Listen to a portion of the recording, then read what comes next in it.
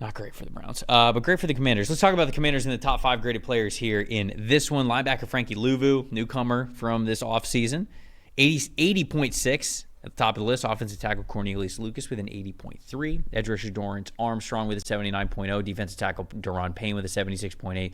And then safety Quan Martin with a 75.6. Jaden Daniels in this one, 71.8. Over on Cleveland side of things, Jeremiah Owusu-Koramoah, he had one hell of a game, 90.9 overall grade. Linebacker Winston Reed right next to him, 89.7. Myles Garrett, 74.7. Devin Bush with a 71.1. I don't think it's, I don't know if it's great with 3 of your top 5 graded players for linebackers. I'm just going to say. It's a good day for a linebacker. Room. I mean, it's a great day for the linebacker. They're in there throwing confetti. I don't know. I feel like that's too many tackles that you're making at that point in time. The weirdest part of it is Washington won this game by 21, and it could have been a lot worse without Owusu-Koramoah, especially. Well, for sure. There's no doubt. That's why he's at the top. And then edge rushers Darius Smith with a 70.7. DeShaun Watson in this game, a 40.0. Stat that told the story, Dalton. What do you got? Real quick, I got one bit of trivia. And apologies if this has been announced on any other outlets, but it's something I got way too caught up in researching this morning. All right. Okay?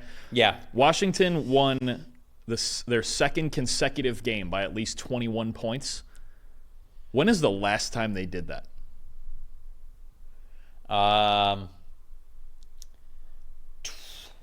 2014. Not even close.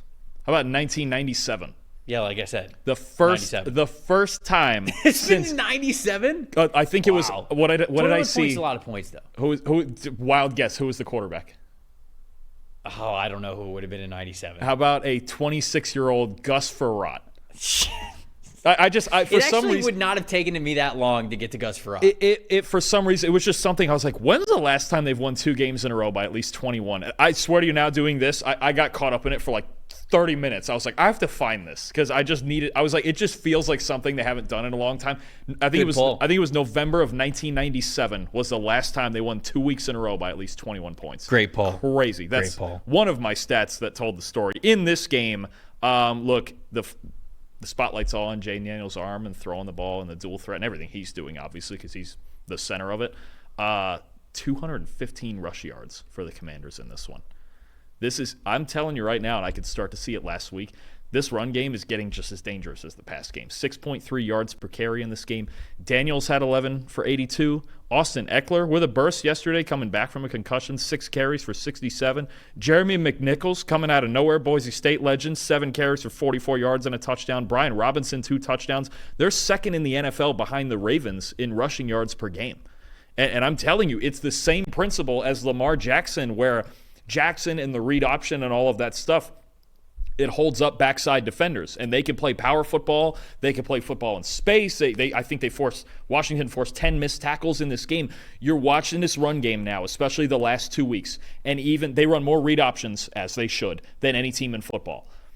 When Jaden Daniels hits that mesh point, people freeze. The whole defense freezes. On the backside, they don't know what to do right now because if you take one false step, and we saw it multiple times yesterday, he's gone. It's a special level of speed that Daniels has on the ground, and the rest of these backs are playing really well. Again, Brian Robinson's been really good so far this year. Austin Eckler, I love that he even admitted in the offseason, he's like, I need to go somewhere I can have a part-time role. I can't do 350 touches anymore. I'm too old for that. He goes here, and this is the perfect spot for him. 6 carries, 67 yards, get some passing work too. This Washington run game is just as big a schematic problem as the passing game. And we've been talking about how they get down the sidelines and he's throwing more over the middle, and Cliff Kingsbury and the pass concepts and Terry McLaurin. But him as the centerpiece of the run game creates such a different numbers game as opposed to like last year, right? If it's Sam Howell or Brissett or a pocket quarterback, whoever they've had in the past 6 or 8 years. Right. Even back in the days with Kirk Cousins, it's not a threat. With Daniels being such a home run threat on the ground, it's opening all of the space in opponents' front sevens for the backs to run, for him to run if they crash. It's obviously the read option thing we've been watching for 15 years, but he's the master of it. I mean, it's what he does. He's done it his whole life now because this is just a part of modern football is the read option. It's crazy now. I'm telling you, sometimes you're seeing 2 and 3 guys on the backside. They have to freeze. You can't run blitz them because he's just going to take off right around it. Right. It's so difficult to defend them in both phases right now. So 215 rushing yards against what's supposed to be obviously Myles Garrett and a really good front seven. this Washington's on a burner right now in both phases. Yeah, no, they absolutely are. And Daniels being willing to throw the ball when he gets out of the pocket is truly what's unlocking a superstar type of a player. I'm going to make the case for Jaden Daniels as the MVP of this league so far, 5 weeks into the season, because when you just look at the last 3 weeks, now I understand the 5 weeks, you would want to include weeks 1 and 2 as well, but I'm saying moving forward, why this guy needs to be an MVP candidate. If he's not at the very top, then he needs to at least be in your top 3, because over the last 3 weeks, which are the 3 weeks that are most recent that we have to go off of moving forward. First in the NFL in overall grade as a quarterback, 92.1. First in the NFL in passing grade at 91.6. Fifth in the NFL for quarterback rushing grade at 74.7. And then EPA per play as a team, the Washington Commanders are number 1 in the NFL. And even if you want to go and include those first 2 weeks as well, they are still number 1 in the NFL. This kid's the reason why. And when you talk about MVPs, truly being the most valuable player, what Jaden Daniels is to this team, how well they are playing at an extremely high level, not just the opponents that they're going up against every week, but there you saw the statistics against the rest of the NFL. This dude's the MVP.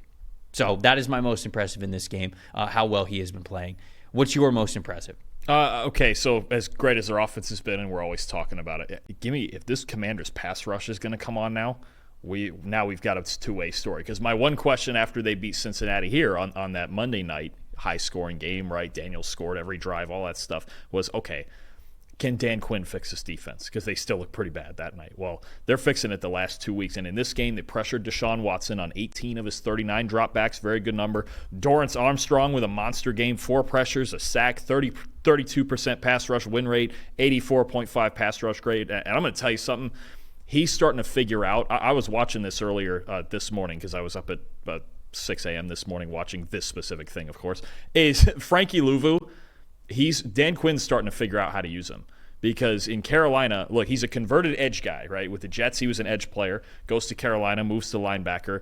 But Carolina still kind of uses him as this hybrid. He's a linebacker on early downs. He's an edge rusher on late downs because he's still a pretty darn good pass rusher. Dan Quinn now, he blitzed a lot the first week of the year against Tampa. Didn't work at all. He was blitzing like defensive backs like he would against like when he was with Dallas, right? Because they had so many safeties, those hybrid guys, right? Now, he got 2 weeks. He took 2 weeks off from blitzing, basically. It sounds funny. He took 2 weeks off from blitzing, okay?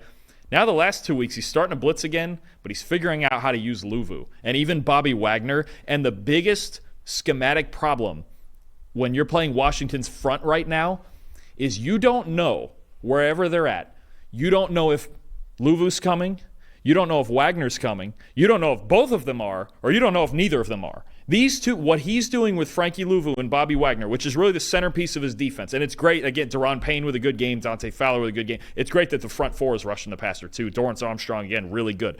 But he's creating a huge problem right now. He's basically taking any defensive back blitzes off the table. You guys need to cover. That's your job because we're awful in coverage. So we need as much coverage as possible. But what he's doing, I don't want to say a similar manner to Brian Flores, but there's some similar looks where it's like you could get Wagner going and Louvu dropping. You could get it the other way. You could get Louvu off the edge in a 5-man front with Wagner as the only guy behind it because he can still handle it. He's Bobby friggin' Wagner, right?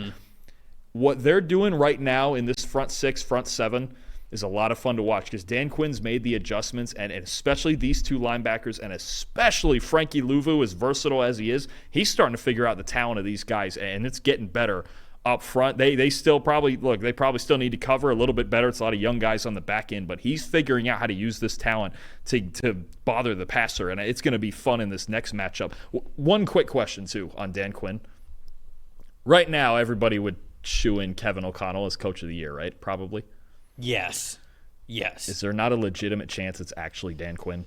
Because that Minnesota, it's still Kevin O'Connell. Because I know it's Sam Darnold. I appreciate you saying his name, but it's still Kevin O'Connell.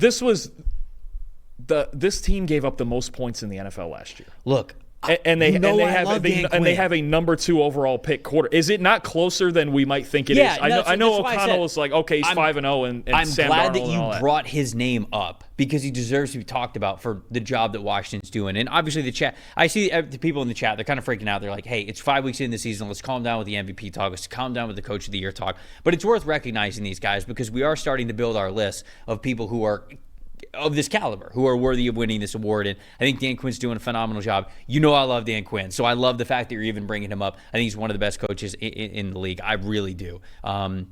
It's gonna ebb and flow, of course. Like Daniel's gonna have down games as well. I think the Commanders overall, like the coverage to start the season was still not very good, but he is coaching very well with this unit. There's no doubt about it, especially with a lot of new guys in there. Most disappointing stat that told the story here for me. It's the Browns' offensive line is most disappointing for me, just because Wyatt Taylor's out with injury, Jack Conklin's still out with injury, Eason Posick missed a little bit of time because of injury, Jedrick Wills is not playing well, DeJuan Jones is not playing well, even Joel Bitonio's struggling now because it's just backups and not a lot of familiarity that's going on in there. So the offensive line, which we've talked about Cleveland's offensive line being one of the best offensive lines in the NFL for probably the last 3 seasons, they're really, really struggling this year. And that goes into the Browns passing game versus the Commanders, which is my stat that told the story here. Going into this season, the Commanders' defensive backs, 44.8 coverage grade weeks 1 through 4.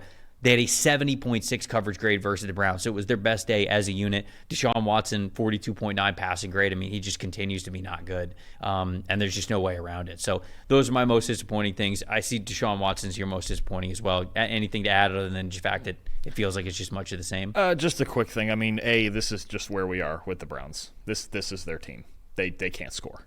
It's just where it's at. They can't score, and since they're incapable of scoring, they're wearing out their defense, being on the field too much. Watson, look, the moments where he's looked okay this year, it's because he's been okay under pressure. He's got 2 games this year with an 80 passing grade under pressure, but the other 3 games under 40, which is more indicative. That's why pressured passing grade and things of that nature are less stable than clean pocket grade. You look at him in a clean pocket this year, even when he has opportunities behind the shoddy offensive line, 72 clean passing grade and 5.4 yards per attempt. It's just not good. Even the 72 in a clean pocket is not good, when most guys, you should be in the high 80s or 90s with that. That's about it. I don't really know where the hope is for this offense. I got nothing.